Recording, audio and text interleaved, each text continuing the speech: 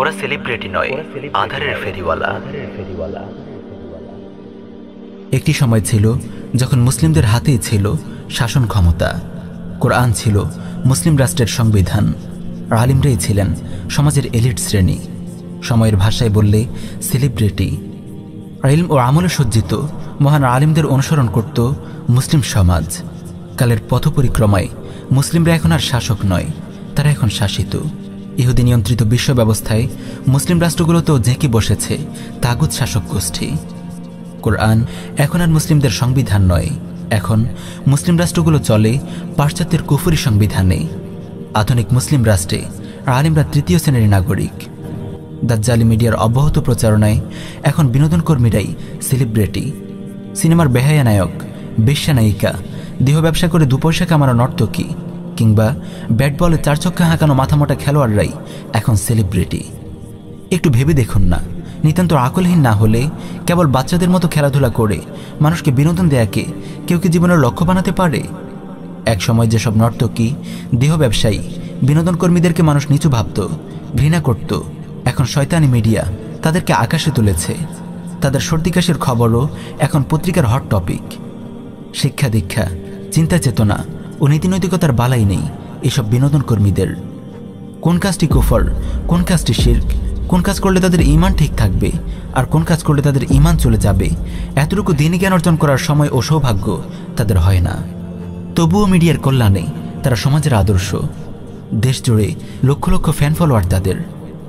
প্রিয় ভাই ও বোন, একটু ভেবে দেখুন, এসব কথিত সেলিব্রিটির মধ্যে কল্যাণের কোনো ছিঁড়েফোঁটাও কি আপনি দেখতে পান? অন্যকে হারাম বিনোদন দিতে গিয়ে এরা বরবাদ করে নিজেদের মূল্যবান জীবন। এদের গ্ল্যামারাস লাইফ হয়তো আপনাকে মুগ্ধ করে, কিন্তু রিয়েল লাইফে এরা পুরোটাই দেউলিয়া। আপনি তাদের বাহ্যিক চাকচিক্যটুকুই কেবল দেখতে পান।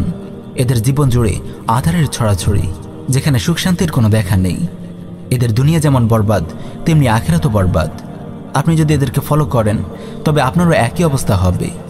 তাই আসুন সেলিব্রিটি নামক এসব আধারের ফেরিওয়ালা থেকে চোখ ফিরিয়ে নেই, অন্যথায় এদের জীবনের কুৎসিত অন্ধকার আপনার জীবনকেও গ্রাস করবে। এদের নোংরামি আপনার জীবনকেও অপবিত্র করে তুলবে। এই নোংরা সেলিব্রিটিদের কাছে অর্থবিত্ত ও খ্যাতি দুনিয়ার সব। হেন কোনো কাজ নেই টাকা ও খ্যাতির জন্য যেটি তারা করতে পারে না। টাকা ও খ্যাতির জন্য তারা ঈমান, আমল, নৈতিকতা, শালীনতা, পবিত্রতা সবকিছুকে নির্দ্বিধায় বিলিয়ে দিতে পারে।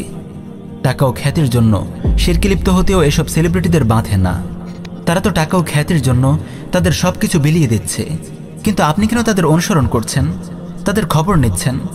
আপনার মূল্যবান সময় ও আবেগ কেন তাদের পেছনে ব্যয় করছেন? তাদের অনুসরণ করে আপনি কি পাচ্ছেন?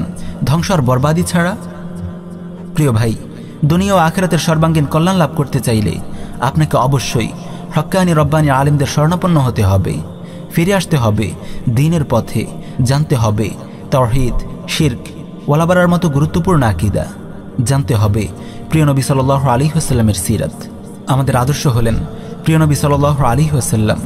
আমাদের আদর্শ হলেন সাহাবায়ে কেরাম রাদিয়াল্লাহু আনহুম আজমাইন।